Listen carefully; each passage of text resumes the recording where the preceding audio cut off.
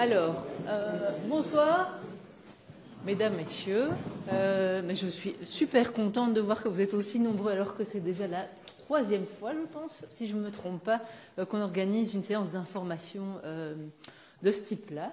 Et donc, je suis vraiment ravie. Alors, je m'appelle Anne-Laure de Smith, pour ceux qui ne me connaissent pas. Je suis la présidente du CPAS et mandataire en charge de la transition écologique, encore pour quelques jours, puisque je serai remplacée d'ici quelques semaines. Mais vous voyez, on va jusqu'au bout, on est à fond. Alors, si vous êtes là ce soir, c'est certainement parce que vous êtes intéressé de réaliser chez vous, ou peut-être pour des proches, des travaux d'amélioration énergétique de votre bâtiment. Je ne vais pas vous refaire toute l'histoire avec la crise ukrainienne, etc. On paye tous de trop de toute façon pour notre énergie. On a tous envie de diminuer un peu la facture, tout à fait. Et puis, il y a évidemment les puristes et les plus engagés, sans mauvais jeu de mots, qui auraient envie aussi de faire un geste pour l'environnement en réalisant en isolant mieux leur maison, par exemple, et en utilisant moins d'énergie fossiles. Alors, mais moi, c'est pas moi qui vais vous expliquer tout ça, c'est bien trop technique. Alors, c'est la troisième fois que je l'entends, donc je pense que je m'en sortirai plus ou moins. Mais enfin, laissons les experts. Il y a David de chez Corinov qui va vous expliquer comment vous pouvez faire pour être accompagné dans tous ces travaux qui trouvent souvent les gens perdus, ne sachant pas à qui s'adresser, quels sont les bons entrepreneurs, qu'est-ce que je dois faire en premier, ceci, cela, est-ce qu'il me faut un audit, oui ou non. Enfin, voilà. David va tout vous expliquer. Je vous souhaite une bonne soirée. Et n'hésitez pas à poser des questions avant, pendant, après. Ça, je te laisse gérer les questions. Ouais. Et voilà. Bonne réunion à tous. Voilà. Merci pour l'introduction. Donc, ce que je vous propose pour ce soir, c'est simplement, on a une vidéo qu'on va vous présenter d'une dizaine de minutes qui présente un petit peu l'accompagnement. Ensuite, ce qu'on peut faire, c'est que je peux vous présenter un exemple de rapport qu'on produit, qui est une partie de l'accompagnement, mais comme ça au moins ça vous parlera un petit peu. Et alors, ensuite, si vous avez des questions, on tentera d'y répondre au mieux. Voilà, si ça vous va. Je ne sais pas s'il y a d'autres choses. Non. On va essayer de lancer la vidéo. Raté.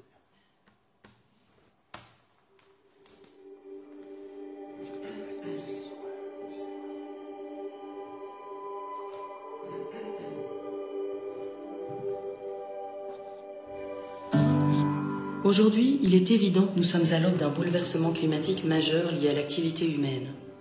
Cependant, il existe plusieurs leviers pour agir contre le réchauffement climatique, pour réduire les émissions de gaz à effet de serre et tenter de limiter l'impact de ce bouleversement à venir. Un de ces leviers consiste à rénover les bâtiments. De plus, les prix de l'énergie ne cessent d'augmenter. Or, nous pouvons tous nous mettre à l'abri de ces augmentations continues tout en améliorant le confort de nos bâtiments. Et nous pouvons autofinancer les travaux nécessaires pour isoler, changer nos systèmes de chauffage et électrique. Nous pouvons tendre vers l'abandon ou une très forte réduction de l'usage de combustibles fossiles. Rénover nos bâtiments est le meilleur moyen à la portée de tous les citoyens pour lutter contre le réchauffement climatique. En Wallonie, le potentiel de rénovation est très important. Saviez-vous qu'une très grande majorité des habitations datent d'avant 2001, qu'une toiture sur deux seulement est isolée, que peu de toitures sont isolées avec un isolant supérieur à 12 cm, qu'encore trop peu de murs extérieurs sont isolés, qu'aujourd'hui, la majorité des chaudières placées ont plus de 20 ans et devraient être remplacées, et que seule une minorité des habitations possède une installation photovoltaïque. Les objectifs à l'horizon 2050 de la région wallonne en matière de rénovation est d'atteindre un taux de 100% de rénovation. Concrètement, il s'agit de faire passer le PEB de 100% du bâti wallon en catégorie A. Corinov est une coopérative fondée par des citoyens convaincus qu'en agissant à partir de chaque habitation, nous pouvons ensemble réduire les émissions de gaz à effet de serre et annuler la précarité énergétique tout en créant des emplois dans le secteur du bâtiment. Depuis juin 2018, la coopérative a développé des opérations de rénovation énergétique avec l'appui des communes wallonnes. Corinov s'est donné comme mission d'aider les citoyens wallons à oser entreprendre ces travaux de rénovation énergétique indispensables. Corénov, à travers les opérations qu'elle met en place, vise à atteindre les objectifs suivants. Enclencher un programme ambitieux de rénovation énergétique du bâti wallon existant. Faire prendre conscience à chaque citoyen propriétaire des possibilités d'autofinancement de ses travaux. Réduire les factures d'énergie des ménages et ainsi lutter contre la précarité énergétique, sachant que les prix de l'énergie ont augmenté de 50% ces 7 dernières années. Amplifier la création d'emplois dans le secteur du bâtiment. Et enfin participer activement et concrètement à la réduction des émissions de gaz à effet de serre.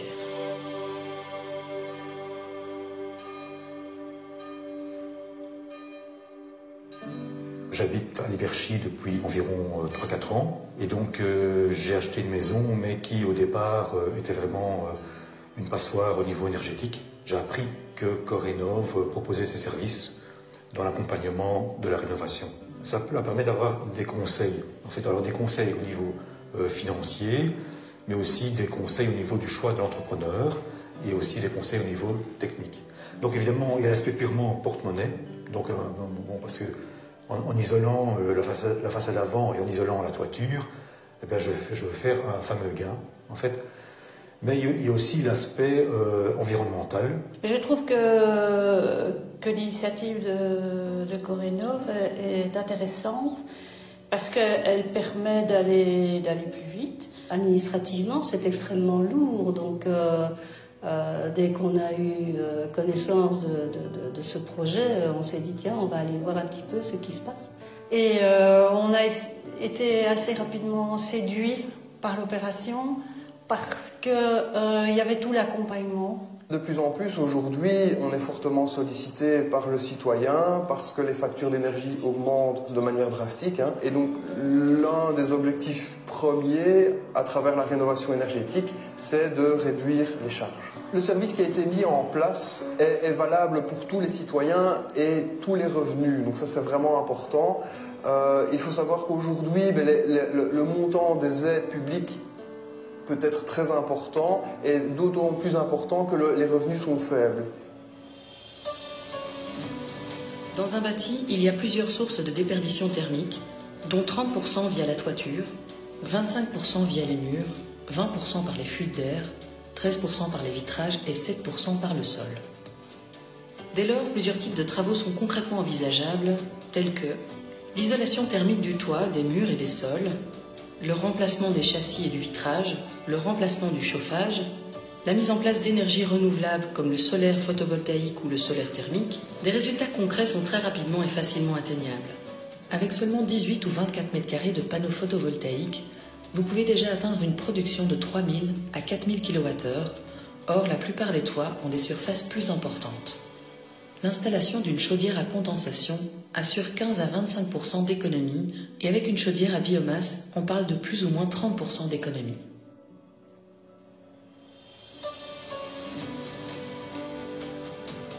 Corénov propose une méthode unique d'accompagnement en 4 étapes.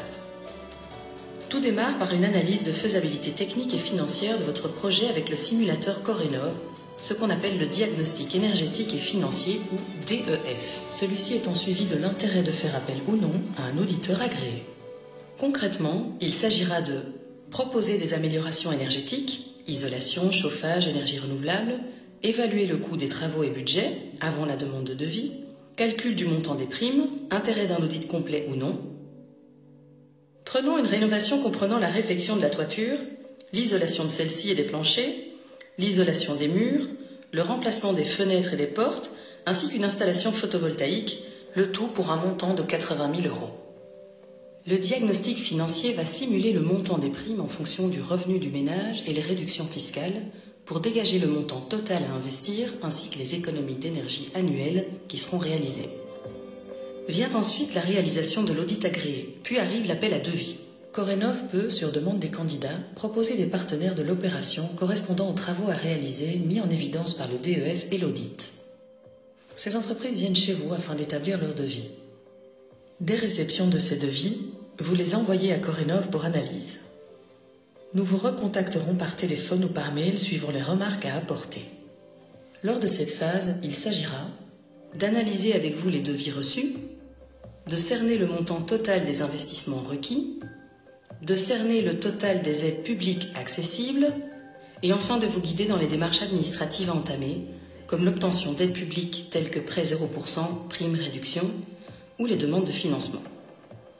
Les citoyens qui ont été accompagnés par Corénov obtiennent en moyenne entre 10 et 15 000 euros de primes auprès de la région wallonne. Ces primes varient en fonction du revenu du ménage. Vous êtes intéressé ? Pour enclencher la procédure, il vous suffit de remplir votre déclaration d'intérêt que vous trouverez à l'adresse suivante. Vous recevrez un email avec le numéro de compte pour verser une caution qui vous sera remboursée si vous signez les devis. Dans les 15 jours qui suivent la réception de cette caution, nous prendrons rendez-vous par téléphone pour réaliser le diagnostic de votre bâtiment.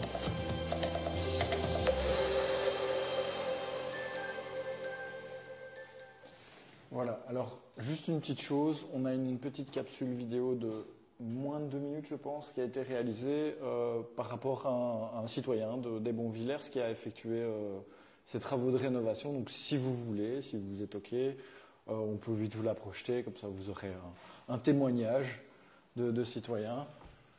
Et ensuite je vous montrerai le rapport. Je m'appelle Émilie, j'habite à Villers-Perron et j'ai travaillé avec Corénov. J'ai participé à une réunion d'information aux citoyens dans la commune.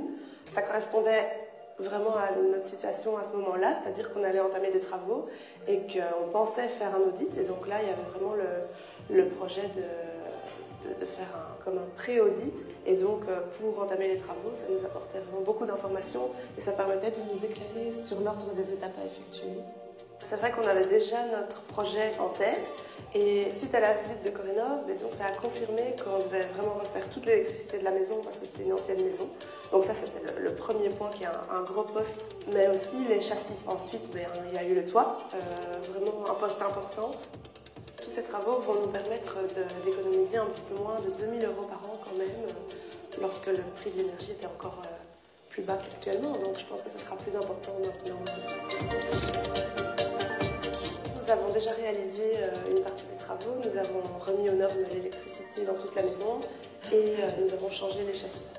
Si des citoyens sont dans un projet de rénovation tel que celui-ci et qu'ils sont intéressés par ce que propose Corénov, ils peuvent tout à fait contacter le service énergie de la commune.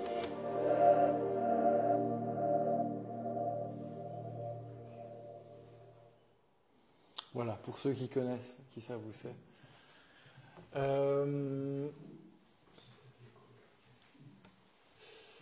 Donc, si c'est OK, ce que je peux faire, donc, comme vous l'avez compris, c'est un accompagnement pour des rénovations énergétiques.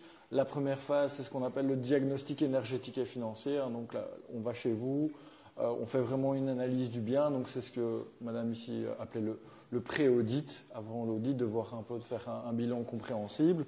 Ce que je vous propose, c'est de rapidement vous montrer à quoi ça ressemble. Comme ça vous parlera et ensuite on peut passer aux questions-réponses. Boum, boum, boum, boum, boum, boum, boum. Où est-ce que je l'ai mis?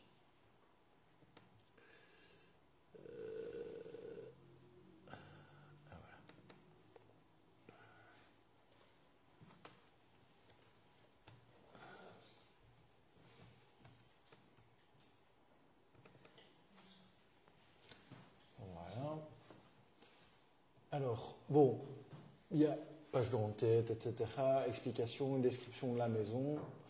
Un tout petit peu plus fort, s'il vous plaît. Oui, bien sûr, pardon. Ah ben non, le micro, c'est juste pour... Donc, première partie intéressante, c'est une analyse énergétique en fonction des travaux. Donc, on fait un bilan en fonction de l'état actuel, vos consommations aujourd'hui. En fonction des travaux qu'on envisage, on fait une projection sur la consommation après les travaux. Et alors, on montre bien comment on s'est réparti. Isolation de la toiture, qu'est-ce que ça rapporte? Isoler les murs, qu'est-ce que ça rapporte? Changer les châssis, changer le système de chauffage, etc. Donc, on voit vraiment poste par poste, de manière compréhensible, quel effet ça a. On voit par exemple ici que changer les châssis, donc ça se trouve ici, bien que c'est quelque chose d'important et qu'on fait souvent, c'est pas ça qui va faire énormément baisser la consommation. Par contre, isoler la toiture, c'est quelque chose qui peut être très important. Tout ça dépend, ici c'est un exemple, ça dépend de votre maison évidemment. On fait une étude personnalisée qui dépend du ménage et de la maison. Voilà, donc ça c'est la première partie. La deuxième partie, alors je pense que c'est pas super net à l'écran, mais c'est ce qu'on appelle l'analyse économique. Et en fait, là, on a les mêmes travaux qui ont été proposés, mais on va présenter une estimation des coûts, une estimation des primes en fonction de vos travaux, de votre maison, de vos revenus. Donc vraiment des primes précises qui vous concernent. Et les économies d'énergie, en euros ici, que cela apporte. Voilà, donc on a refaire la toiture, conformité de l'installation électrique, isolation de la toiture, remplacement des châssis ici, isolation des murs. Bon, c'est un exemple un peu complet pour montrer toutes les possibilités. Après, évidemment, c'est au cas par cas. Parfois, on remplit quasi tout, entre guillemets, et parfois, il y a juste un ou deux postes. Tout dépend de la maison, des faisabilités, de la discussion, etc. Donc, le but, c'est vraiment de vous donner un rapport personnalisé qui vous correspond et qui correspond à votre maison, qui va vous aider à y voir clair. C'est vraiment le but de ce rapport. Voilà. Il y a des explications un peu qui expliquent un peu certaines choses techniques, comment ça marche, attention, les primes, etc. Il faut faire un audit, il ne faut pas faire un audit, déduction fiscale. Enfin, il y a des petites informations aussi en plus. Il y a un petit rappel pour tout ce qui est financement, qui explique les mécanismes de financement qui existent. Tout ça, évidemment, lors de notre rencontre, lors de la visite chez vous, on vous l'explique en détail.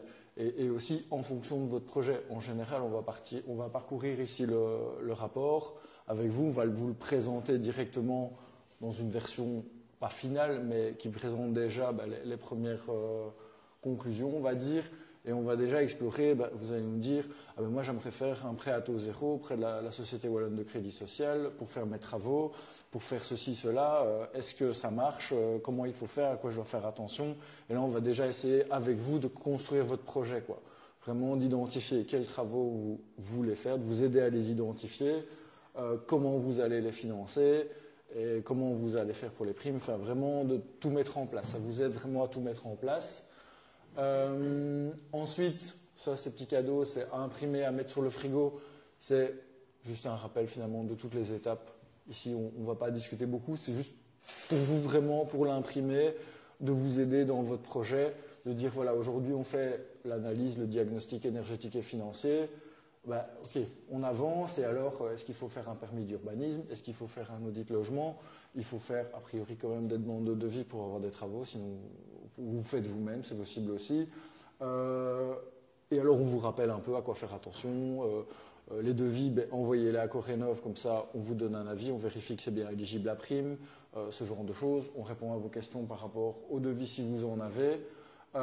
Financement, au moment où vous identifiez le type de financement que vous voulez faire, on confirme que, ok, ça tient la route, ça va marcher, on vous redirige vers les bons formulaires, les bons organismes, etc. Si vous voulez, si vous voulez vous débrouiller, vous avez le droit aussi. Signature des devis et vous lancez les travaux. On continue évidemment à vous accompagner jusqu'au bout des travaux. Donc, vous finissez les travaux, vous allez faire les demandes de primes, vous revenez vers nous, qu'est-ce que je dois faire, quel formulaire je dois remplir, etc. Encore une fois, on vous redirige vers les bons interlocuteurs, les bons formulaires, etc.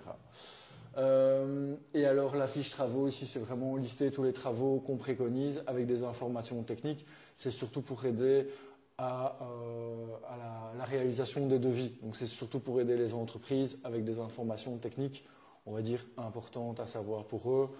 C'est plus un aide-mémoire, c'est plus utile ou moins utile selon les cas, mais voilà. Et alors, par rapport à l'accompagnement, je pense que c'est mentionné dans la vidéo, mais donc il y a des entreprises partenaires qui pourront vous faire des devis si vous le demandez. Voilà. Vous travaillez avec qui vous voulez, il n'y a aucune obligation, c'est vraiment un service qui fait partie du service global, quoi. Oui, je veux juste préciser par rapport à ça, c'est simplement que ce sont des entreprises du coin déjà et qui ont été... donc Corénov à la base un peu filtré, regarder si les devis étaient bien faits. Donc voilà, ils peuvent dire voilà, ces gens-là, vous pouvez travailler avec eux, ce sont des gens sérieux. Voilà, tout est conforme, donc allez-y, mais voilà, de nouveau pas d'obligation. Je vais peut-être toucher un peu, je ne sais pas si tu allais venir, mais de la caution. Oui, donc l'accompagnement est gratuit, hein, c'est la commune qui offre l'accompagnement. On demande simplement une caution de 80 €. Je pense qu'elle a été mentionnée dans la vidéo, hein, mais donc il y a une caution de 80 €. Cette caution vous est remboursée à partir de 3 000 € de travaux. Le but, c'est simplement d'éviter les curieux, c'est d'assurer que les gens qui participent aient quand même vraiment envie de faire des travaux, quoi, pas juste. Oui, le but, voilà. le but de la commune en faisant ça, c'est de vous aider, mais pour qu'il y ait vraiment des travaux qui soient faits, c'est pas juste pour avoir des petits conseils gratuits pour que finalement il n'y ait rien qui soit fait, donc c'est un espèce d'incitant. Après, si vous avez envie de perdre 80 €, c'est libre à vous aussi, hein, mais bon, c'était un petit incitant. Voilà. Ouais, tout à fait. S'il n'y a plus de remarques, je propose qu'on passe aux questions. Désolée, je t'interromps encore. Vas-y, Parce que Séverine a retrouvé les chiffres. Juste pour vous donner une idée, donc sur 2 ans, on a eu 67 citoyens inscrits dans l'opération. Sur ces 67, il y en a 50 qui ont demandé des devis. Et alors, 19, mais c'est un nombre qui est sous-estimé, qui ont effectivement réalisé des travaux. Alors, apparemment, ils ne reviennent pas tous vers Corénov. Bon, c'est sans doute qu'ils n'ont pas besoin de leurs 80 €.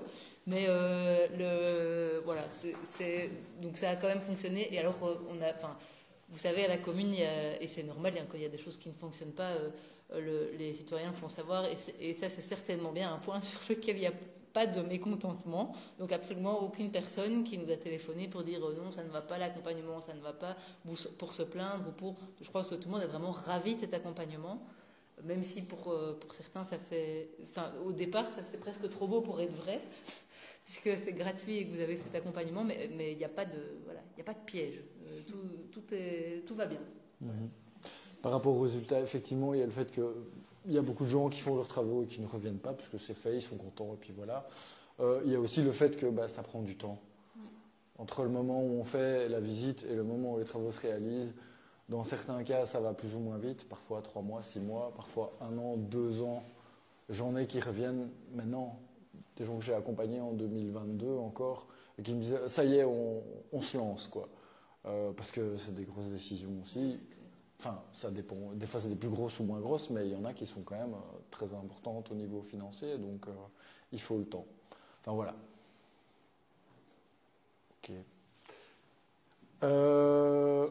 Je propose du coup, donc questions-réponses. Et alors, si vous voulez y aller et que vous voulez vous inscrire, ce que je vais peut-être quand même faire, c'est que je vais laisser un QR code pour les technologiques, on va dire, que vous pouvez scanner. Vous tombez sur un formulaire d'inscription, d'accord? Donc vous le faites avec la parole machin. Bon, je ne connais pas très bien, mais bon, voilà. Et vous tombez sur un formulaire, vous le remplissez. Une fois que ça c'est fait, nous on reçoit l'inscription et alors un ou une de mes collègues reviendra vers vous pour les informations pour verser la caution. Une fois qu'on a la caution, on reprend contact, on fixe rendez-vous. Peut-être juste une info par rapport au délai. Au moment où je vous recontacte ou un de mes collègues vous recontacte, en général, on est entre 1 et 2 mois de délai pour le rendez-vous. Ça dépend un petit peu des périodes, mais c'est plus ou moins comme ça. Comme ça, vous le savez, on ne sait pas venir dans 2 jours, a priori. Et alors, si vous ne savez pas le faire avec vous, ou que vous ne voulez pas, vous pouvez laisser vos coordonnées, donc nom, prénom, numéro de téléphone, email. Et alors là, on vous renverra, a priori par email, si vous avez un email, le lien vers le formulaire. Si vous n'avez pas d'email, laissez votre numéro de téléphone et on vous rappellera pour faire l'inscription manuellement, entre guillemets. Voilà. Oui, pour la vidéo, par contre, je ne sais pas comment mettre le QR code. Quelqu'un a une question? Oui. Je vais avec le micro. Stop. On peut se contacter dans l'année 2025 ou bien il y a un délai Oui, il n'y a pas de souci, oui. Je crois que le marché... C'est 1 an renouvelable. C'est 1 an renouvelable. Donc, et ça a commencé... C'était août, non? C'était août. Donc, vous avez au moins jusqu'à août 2025, mais a priori... Okay. Ça devrait continuer, ouais.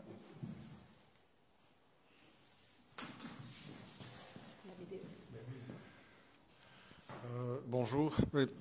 Disons, nous, on a déjà pris avec mon épouse la décision de faire un chantier, c'est de remplacer les châssis, mais j'ai vu le feuillet donc, il y a quelques jours. Mais donc, on a commencé à demander des devis, on n'est pas plus loin que ça. Maintenant, j'avais regardé les possibilités de demande de primes aussi, mais une question que je me pose, c'est peut-être pas tout à fait le cas ici, est-ce qu'on est obligé de faire un audit avant de se lancer, ou bien on peut quand même faire les demandes de primes si on est déjà avancé dans le projet Alors, par rapport à ça, il y a deux réponses. Il y a oui et non, ça dépend, comme souvent. Hein.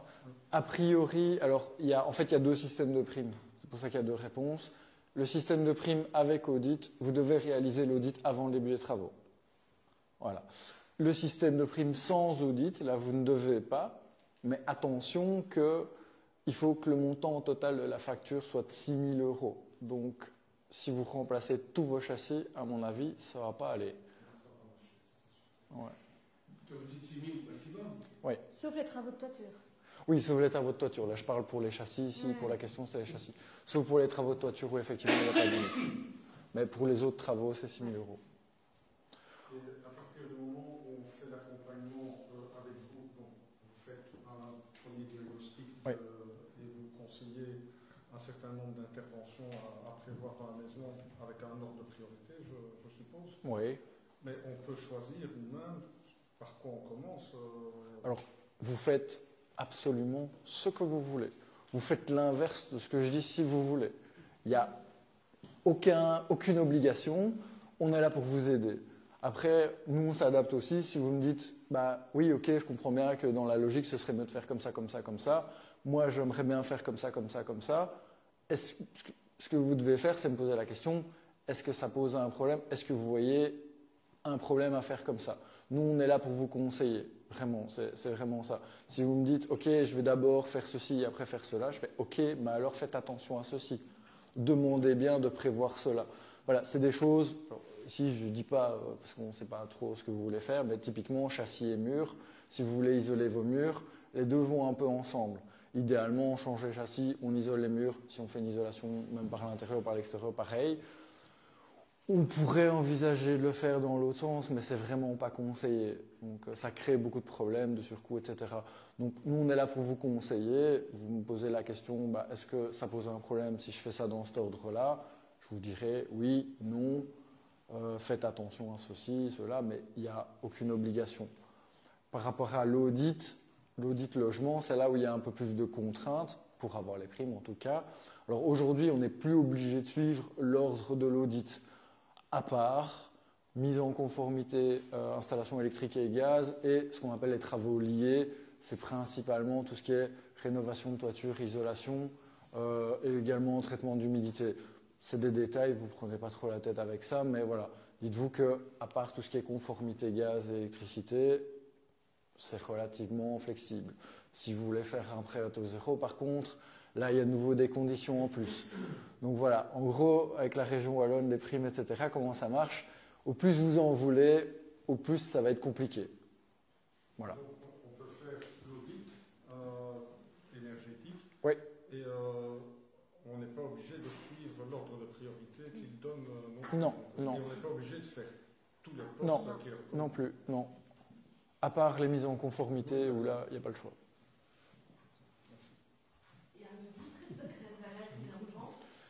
Il est valable 7 ans.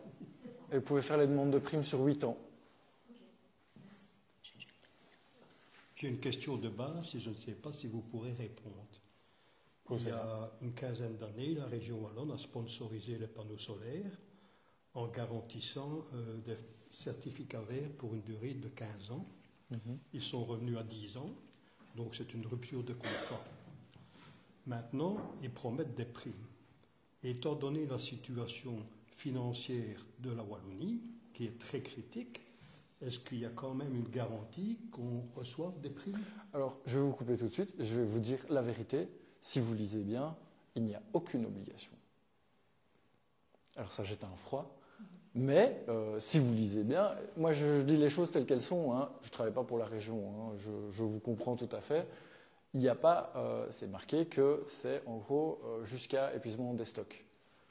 Donc ça veut dire qu'il n'y a pas de garantie en soi. Après, est-ce que les stocks sont renouvelés? Est-ce qu'il y a de l'argent qu'on met dans la machine? Oui.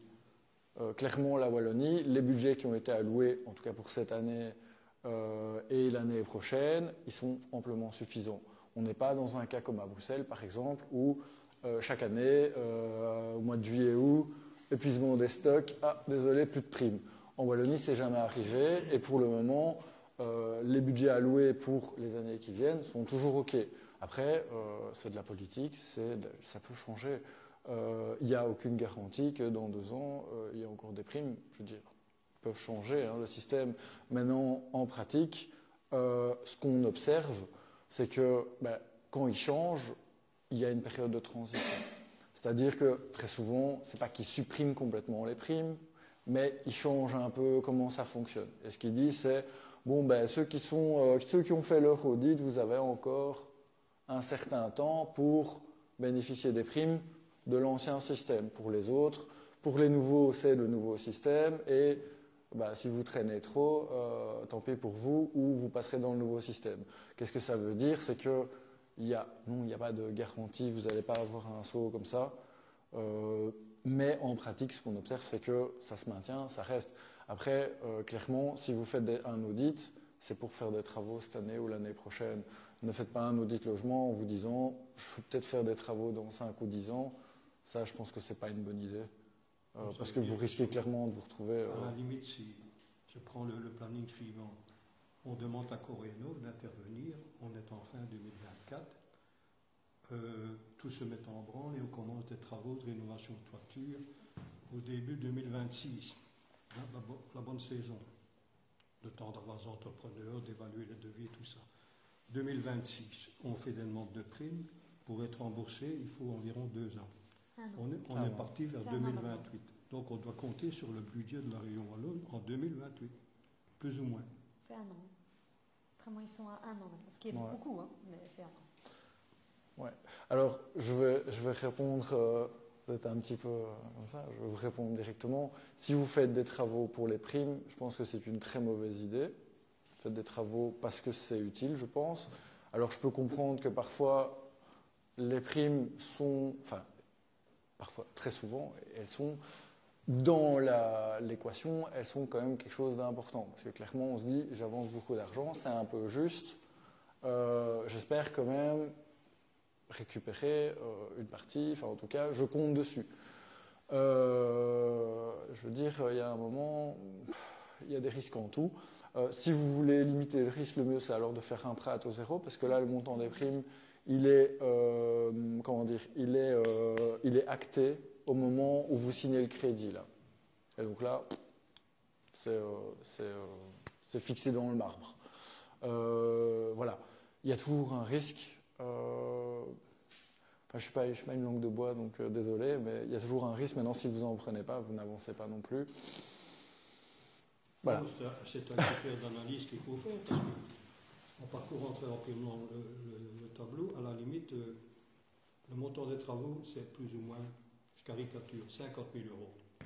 Vous recevez 15 000 euros de prime. C'est-à-dire que vous devez financer 35 000 euros. Donc, pour le citoyen commun, c'est quand même une étude sur les possibilités de financement qu'il a, les possibilités de crédit qu'il peut avoir sur des durées qu'il peut estimer viables ou faisables. Donc c'est toute une analyse à faire avant de s'engager. Donc ce n'est pas uniquement de dire, bon, on fait une rénovation pour les primes, on fait évidemment rénovation pour, disons, préserver le climat, améliorer le rendement énergétique des bâtiments, mais il faut avoir les capacités de le faire et il ne faut pas être dans l'incertitude. Si vous empruntez 30 000 euros pendant 10 ans, il faut être sûr de ce que vous faites. Voilà, c'est tout. Donc si la région wallonne est plus ou moins fiable, c'est un critère de décision qu'il faut prendre en compte. Mais ça, malheureusement, c'est pas nous qui allons vous donner la réponse. C'est une analyse que je fais. Oui, bien sûr. Pour en parler à notre nouvelle ministre. Voilà. Mais c'est pour ça qu'ils sont, Corénov est là pour vous aider à y voir clair justement dans les montants. Alors oui, il y aura le montant des primes supposées. Et moi j'ai envie de dire, si vous avez envie de faire des travaux, il faut les faire. C'est maintenant, enfin vraiment, il a dit c'est maintenant qu'il faut les faire et essayer de les faire vite. Mais, Essayez de faire vite. Oui, non, mais oui. Non, comment je veux dire, moi, il y a 5-6 ans ici, j'ai demandé aux entreprises locaux, comment dire, pour faire une chape de 100 mètres carrés, ce n'est pas 10 mètres carrés. Hein. Il y en a juste une qui a répondu. Non, je sais. Et alors, quelle confiance on a entre entrepreneurs wallons? Si on demande venir les Flamands, pour finir, chez moi, la chape sont venus les gens de Bruges de faire le chape. Et c'était un chape de 100 mètres carrés. Ce n'était pas 10 mètres carrés. Je comprends. Est-ce qu'on a droit d'avoir le prix en prenant, par exemple, façon de parler, exprimer plombier polonais ou n'importe quel entrepreneur? Tant qu'il a les accès à la profession. Si on prend les entrepreneurs sélectionnés, ils vont se sucrer, ils touchent le prix, on va augmenter les prix. De toute manière, ça, voilà, si vous faites l'accompagnement Corénov, vous allez leur transmettre les devis, ils pourront vous dire, ben, ça c'est cohérent, ça c'est n'importe quoi. Et après, si vous dites, je peux pas, ben voilà, on arrête là la procédure. Il n'y a vraiment aucune pression sur personne. C'est une aide. Vous avez envie, vous avez les capacités, vous êtes motivé, tant mieux. Voilà. Et révision cadastrale, après on a bien isolé maison, donc combien de temps on va faire révision cadastrale parce que maison est un plus-value. J'ai pas compris. Non, donc combien de temps après avoir fait les travaux, révision cadastrale, parce qu'on a augmenté la valeur de la maison. Parce qu'on va se rattraper. C'est pas l'isolation. Quelque part. C'est si vous faites une 2e salle de bain, une 3e salle de bain, une 6e chambre, ça oui. Mais isolation. L'isolation n'est pas un critère, par rapport au cadastre. Non. Les critères ont été établis après-guerre. Hein, donc l'isolation après-guerre n'existait pas. Non, mais c'est vrai. En cours, par exemple, vous parlez de isolation, entièrement d'accord. Ça apporte, etc. Mais quand je regarde, j'avais chassé en bois, parce qu'on avait marre de mettre en couleur, etc., entretenir, on a mis plastique. Mais quand je vois maintenant comment ils sont fait chasser en plastique, ben, mais c'est vraiment un gaspillage, parce que c'est des tubes métalliques intérieurs, c'est pont thermique, et comment dire, et ça ne fonctionne pas bien. Comme on le dit, sur le châssis de bois, qui est son bon isolant thermique, mettre les panneaux carreaux correctement, d'accord. Et encore, pour revenir sur vous tout enrobé dans le climat, écolo, VR, etc. Mais je ne vois pas un seul écolo en Europe qui dit qu'il faut stopper la pollution en guerre en Ukraine. Quand les tanks consomment entre 300 à 600 litres de carburant à l'heure. Et je ne vois aucun écolo qui dit stop à la guerre. Oui, tout à fait. Après, ça, je pense que ça dépasse un petit peu le cadre du débat. Non. Mais on ne peut pas, on rentre tout ça dans le climat. Il y avait un refroidissement de la terre, comment dire, dans l'époque, il y avait un glaciaire, on est maintenant peut-être vers les glaciaires, etc.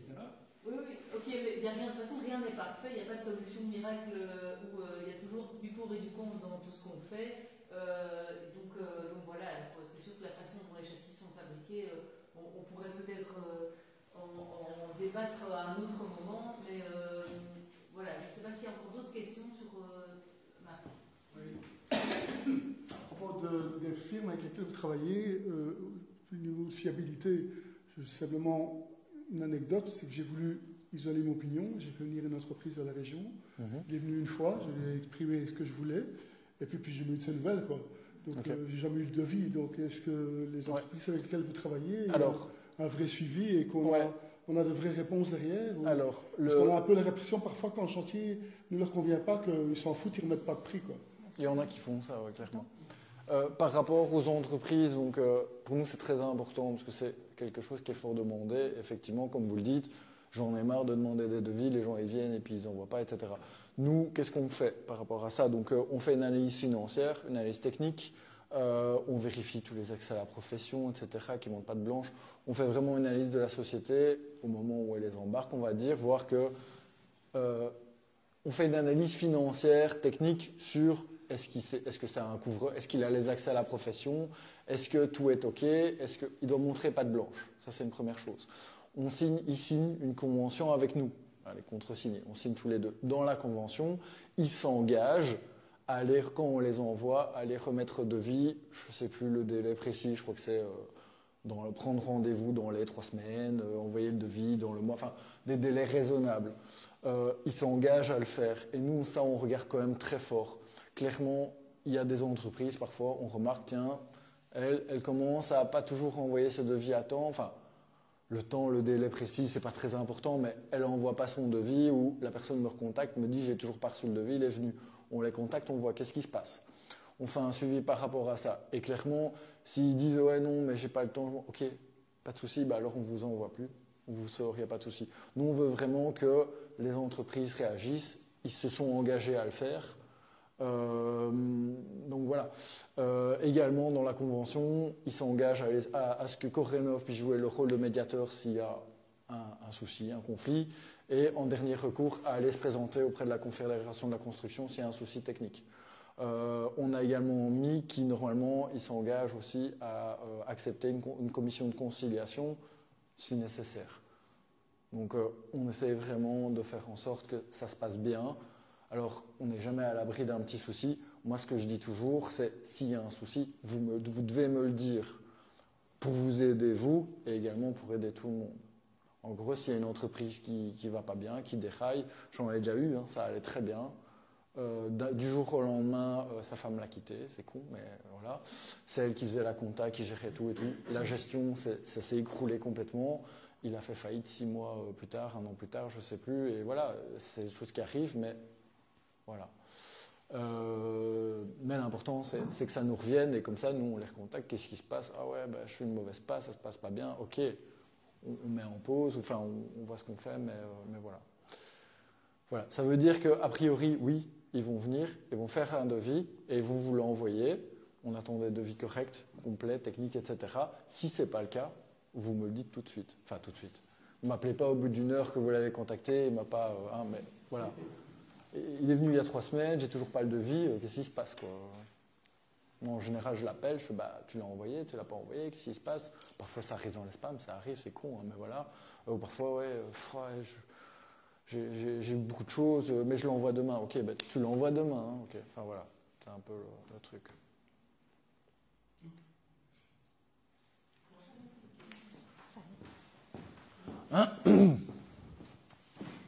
Bonsoir. En fait, moi, j'étais venue à la séance que vous donniez d'information, vous prenez un rendez-vous, il y a 1 mois peut-être. Et donc, j'ai contacté une audite. Donc, moi, j'en suis à l'étape où j'ai déjà fait l'audit, en fait. Et donc, je voulais savoir si, du coup, vous intervenez aussi, puisque vous disiez tantôt, vous faites un pré-audit, d'abord. Oui. Moi, je suis déjà un peu plus loin. Je viens d'avoir l'audit, mais je suis un peu bloquée pour la suite. Il n'y a pas de souci, ça arrive fréquemment. Hein, des gens qui ont déjà fait un audit logement, en se disant parfois que ça va les aider à y voir plus clair. C'est malheureusement souvent pas le cas. Et du coup, il n'y a pas de souci. La seule chose, je dis, et on le demande même quand on prend rendez-vous, s'il y a un audit, préparez-le. Et là, quand on vient, on prend le train en route, enfin un train en marche, et on avance, et on fait un peu le bilan. En général, ce qu'on fait, c'est on fait la visite, etc. On fait un petit bilan, et au moment où on va se rasseoir, je dis, tiens, montrez-moi l'audit. On voit si ça colle avec ce qu'on a discuté. En général, je dis, oui, ok, ça colle plus ou moins. Ou, attention, peut-être on demande à l'auditeur de changer ceci pour que ça colle au moment des demandes de primes. Et puis, on y va, quoi.